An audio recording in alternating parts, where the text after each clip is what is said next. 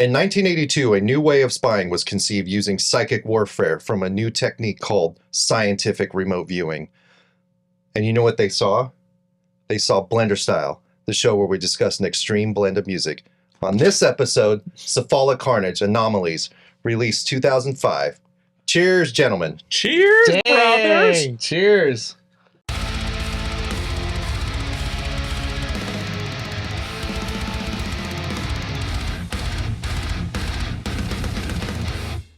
So back in 2000, my shitty band opened for three really good death metal bands, and one of them was Cephalic Carnage. They were the headliners. They're on the Exploiting Dysfunction tour. Okay. And I went to the merch booth and I bought Exploiting Dysfunction CD.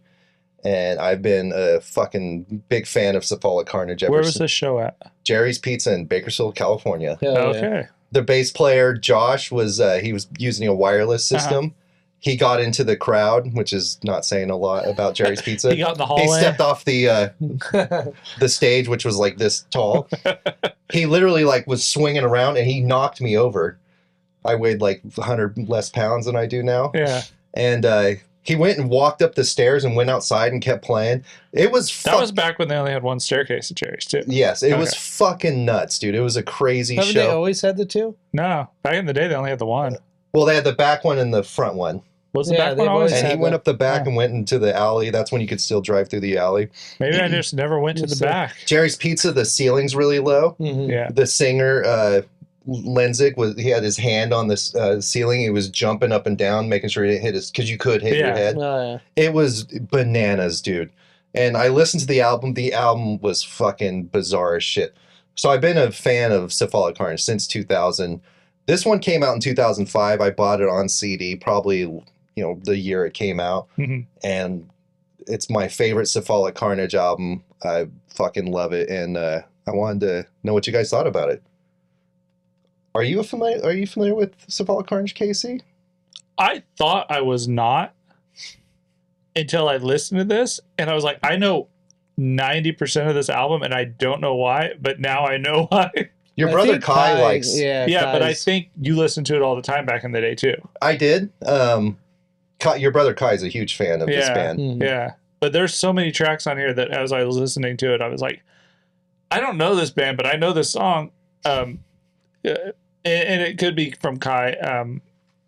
It's just, I was kind of, I knew it from somewhere. Nathan, Cephalic Carnage? Yeah, Familiar? I've always liked him. This is the only album that I actually was like familiar with all the way through. So I Okay. was kind of happy you picked it. You know what I Because mean? it's the one you knew. Yeah. I was on the fence, dude. I kind of wanted to pick Exploiting Dysfunction. Also good, right? They have one before that, but Exploiting Dysfunction's bizarre, dude. It's like got like weird interlude tracks. Like someone calls and leaves a voicemail on their answering machine talking about them like ripping them off for weed or whatever. There's like a lot of weird shit going on. This is a tighter album, Mm-hmm. less experimental.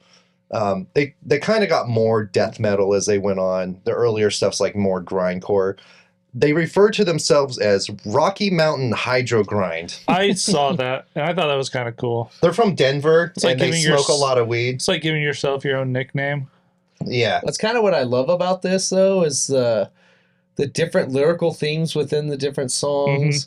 It changes from 1 minute to another. It does. The time signatures are changing within time signatures at some points, even. There's a variety of genre, Exactly. There's grind, there's death, stoner metal. stoner metal. Like, what is that? Peacemaker? It's Yeah. got like that rock and roll intro.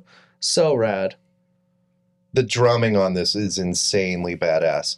There's so many memorable drum parts on this, Mhm. like early drum fills. You know what I mean? Like songs start out with drum fills and just like hook hardcore. Oh, yeah. Groovy. This is fucking groovy. Very dynamic. It's kind of a one of the things it's a mix for me is that it's kind of a joke band. Yeah. Like a lot of this is just tongue in cheek. Like they're not taking they're themselves. not afraid to make fun of themselves and in anything in the industry that they're representing, which And- is cool. I fell in love with this album, and then later on, my friend Johnny was telling me I was like, oh, you should check out Dying Will Be the Death of Me. Yeah. And he's like, oh, they're making fun of metalcore. I'm Yeah. like, what? And he's like, yeah, that's a joke, dude. Yeah. I was like, he's like, yeah, when they do like the high pitch, like, you know. But it's still good. Yeah, it is good. And I'm like, oh, it kind of like broke my heart a little bit. I'm like, oh, you mean that's not like, they're not doing that seriously? He's like, it's a fucking joke, dude. And it kind of like hurt my feelings, but I've come to terms with it. But a joke that sounded pretty good. But then you stop and you think about it. You're like, if I smoked weed all day and had my own band, I would make fun of everything too. And that's exactly what this is. Rocky Mountain hydro grind. Yeah. I feel like they probably just, whatever they feel like doing and playing with each other, you know what I mean? They're like, we're making music. We're doing what we want to do. Yeah. I kind of like that about it. It's cool. And that they're able to pull it off. Like some bands exactly. try to do this type of shit, and it's like... Yeah, Weird Al makes fun of music all the time, and it's not good. Well, it's parody. Well, a little bit of this is parody, too. But it's also, like, very proficient playing. Mhm. These guys do not fuck around. They can... I mean, they do, but they're fucking around, clearly. But the playing is top-notch on this. Oh, yeah. Yeah, I think, like you said, the guitar work, the drum work on this is great. The guitar work's even better, I think. There's some really cool, like, change-ups and breakdowns. Like, I feel like, to me, though, this album starts off real slow or real weak for me. Oh, really? I feel like the first 12 songs are amazing.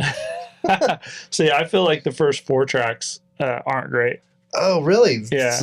So it starts with Scientific Remote Viewing, banger, Wraith, banger, Counting the Days, bang. Yeah, I got nothing. Yeah. So This is great. It's not that they're not bangers, because I think they're good songs, but I feel like after that, from what is it, Peacemaker on, it changes. It's a completely different album. Mm-hmm. Oh, yeah. You're right. And it just opens up, and I think it showcases their talent a lot better. Okay. You know what? That's more fun. It is. It's a lot more fun. So I kind of didn't get super into later Cephalic Carnage. Okay. But I went back and kind of re-listened to it. Mm-hmm. And that's kind of my complaint with I forgot what the latest one is. I'll put it in the notes. Okay. Or I'll put it on screen. But like the beginning is very like straight up almost like death metal. Mm-hmm. And it kind of misses that Cephalic Carnage charm. Yeah. But like the second half of the album gets weird. Yeah. And more enjoyable. Yeah, it's and weird. So that's it's kind of almost your like, beef with this. It's like they started out, and then by the 4th song, they're warmed up, and they're like, okay, we found our groove. It's almost like they recorded it one session. Yeah. And yeah, it took them a few songs to get into that groove. I mean, not to like knock the first 4 songs. They're still really good songs. I see what you're saying. But I just feel like they, as a whole, they're really muddied, and they're really like jammed. They tried to jam too much in there onto them. They don't give them any space to breathe. And I think after that is when they really open up and they explore like these different like avenues of songwriting and styles. The second half of the record is by far better than the first half. For sure. That's fair. In fact, I would probably say exactly where Peacemaker. Yeah. That's like the I real love transition. Inside Is Out when it has that like clean guitar Yeah. part and that drum progression thing. Like who would have thought that would have, been put in Or that it would even, death that grind, it would work in the context that it's in. So and I it makes it think cool. definitely the second half of the record, it's more free. Yeah. It's less claustrophobic, and they're able to do these other, different little spin-offs within the songs. For sure. That's a good observation. And like I said, the later Cephalic Carnage is like that too. Mm-hmm. And I do like in later Cephalic Carnage, they introduce like saxophone and stuff. Yes. I think they had little hints of it in parts of this one. Or at least I thought I caught it. Mm-hmm. Or just kind of like weird kind of stuff going on. And they kind of go completely off the rails on that last song on here. Yeah. I'm not even going to try to pronounce that name. The Ontogeny of Behavior. Ontogeny of Behavior. That's an amazing song. Yeah. For some reason, that takes me back to like when we were kids and we would just get so drunk that the whole world just kind of like slowly passed by. It's weird. You know the scene, that scene in Dazed and Confused where they're on the football field and the sun's like coming up or whatever? Yes. That's that song. Oh, man. It's perfect. Yeah. Yeah, it's crazy. Man, it's the last song. It is. Totally fit the mood. And Yeah. I like that the song links are like, they all track in around like 3 minutes. Mm-hmm. This doesn't feel like 45 minutes, right? No, No, it not just at all. fucking, it's badass. But like the songs aren't too long, No, they're not. but they're not like super short grindcore either. No, they all have a chance to like develop their own identity, and play with that identity, which is kind of I don't cool. know how much grindcore is actually really here if you think about it. I know it's hard to like really I think it's more pinpoint death metal, and it gets like groove, and like you could definitely like within the heavier, death metal songs or grindcore songs, you could definitely tell they smoke weed. Totally. Like don't they weed have- come across. They have a like, kill This for band weed. is weed. Kill for Weed. Yeah. Exactly. Their first album has a song called 9 Feet of Smoke. Oh, You know what I mean? There's like clips about them like selling weed to people. yeah. Yeah, it's trippy. We should just make a pothead label imprint that just gets all the songs about weed and put like on those. Now that's what I call music volume 100. It's all from Colorado. No, it's just all like bury me in smoke from down. It's just like all kinds of different. Sweet leaf. Yeah. Yeah. Cottonmouth Kings make every release. Make every release. One of my biggest beef was this band. They're still active, I think, but they haven't released anything in Since 12 2010. Yeah, 12 years. I saw that. It's disappointing, dude, because I feel like this band would like keep putting out good stuff. They went through a couple minor lineup changes. It just sucks that they don't make new stuff. I don't know if they're even trying to write stuff. I don't know what the band members are doing, but it's kind of a bummer for me. Yeah, I was pleasantly surprised by this and kind of like, oh, I'm excited to see what they've come out with since then. And yeah, I was kind of disappointed to see that they haven't done anything since 2010. I know this would have been definitely sounds. It sounds dated at times too, though. yeah, a little Yeah. bit. Like maybe it's just kind of maybe they I don't know. Like- Maybe it was good for the time. I would say back in like 2005 to 2010, if you asked me what my favorite band was, Cephalic Carnage was definitely in that discussion. But they just like nothing's happened for so long. Yeah. It's like they kind of fell out of that list for me. I And get got that. replaced by like bands like Cattle Decapitation, Fallujah, and Yeah. stuff like that. So your foray into Cephalic Carnage Anomalies, Casey, what'd you give it for a rating?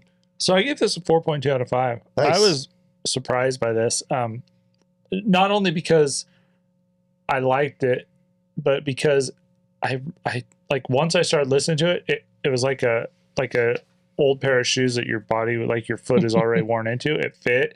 I felt like I've been there before. It was comforting. And other than just like the pacing issue of the first like 4 songs, I felt like this was almost a perfect album. It was really good. It was everywhere. It was all over the place. It was nowhere at the same time. Yeah, And it's it just- well said. It really did like this really cool, like they didn't hold back from exploring and saying, hey, we're a death metal band or we're a prog metal band or this. They kind of went everywhere and did everything with it. And I got to respect that. That was cool. Wherever the bud Yeah, may take you. exactly. Yeah. It's like different strains of weed Yeah. in this album. Nathan? I give this a 4.0. I think it's a solid record. I hadn't listened to it in years. Maybe a track here or there. But like going back to it, like I fell in love with it again. It's Nice. a 4.0. It's a great record. Musicianship. I love that it is everywhere. It's Yeah. it's a good record. 4.0. It's like hard to say anything bad about it, huh? The only thing like that I would say bad about it is that some like little breakdown parts and stuff sounds kind of like dated to me, and like they almost feel like filler. Yeah, Like they kind of had to I like get that. they were probably like, well, what should we do there? Just do a Well, it was breakdown. to part me. It right was there. kind of like they just didn't know how to transition to the next part, and so like, oh, well, let's throw a breakdown and then they'll work it in Well, there. sometimes weed makes you lazy. Maybe. Sometimes a breakdown can just save your ass. There you go. I give it a 4.7 out of 5. Nice. This is a killer album. It's still my favorite Cephalic Carnage album. I actually went back and listened to all their stuff. This is the one that really kind of I gravitate towards. I definitely agree with what you're saying. Like the later part of the album Mhm. kind of opens up and gets more experimental. But the first handful of tracks are just good, like heavy I'll call it death metal songs. Yeah. It's got a little something for everybody. It really does. It does. Like, if you don't like the first song, just skip it and try the next one and skip it and skip it. And it's kind of like, is there anybody out there that even talks shit on this band? Like, if you do, like, I think everybody just thinks you're an asshole. Right? You don't know. It's like one of those guys that, like, somebody says something bad about somebody, and you're like, I've never heard anyone say anything bad about that person. Yeah, you must be an asshole. I don't know anyone that doesn't. I mean, granted, they're not like Slipknot popular or whatever. No, and that's what's kind of cool about them is they're kind of a gem. Yeah, they really are. Highly recommend you checking out Cephalic Carnage, Anomalies. This is Blenderstyle. Thanks for checking out. Like and subscribe. Comment. Let us know what else we should review. Blending will be the death of me.